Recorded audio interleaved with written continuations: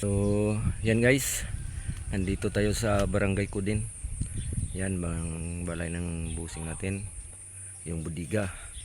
So, gumagawa ako dito ng ng tangkal ng baboy. Yan oh.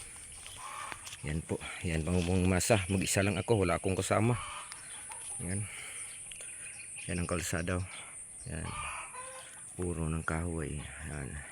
Ito pa yung minasa natin. Bago pa lang. Kasi mag-sitting pa ako dyan oh. Yan. Oh, ang taas oh. Yan. So natagalan tayo dahil mag-isa lang tayo guys. Yan.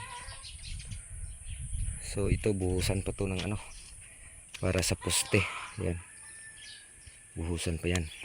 So hindi ko pa natapos pag-file dito. Yan. Yan. Dito yung para dito yung pang ikatatlo na hollow block.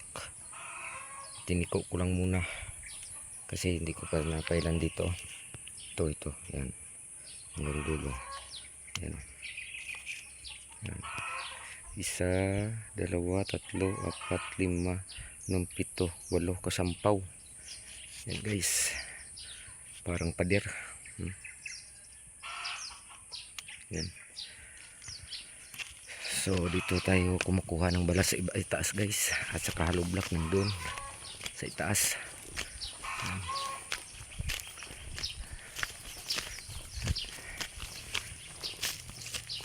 Dito tayo kumukuha ng balas. Yan.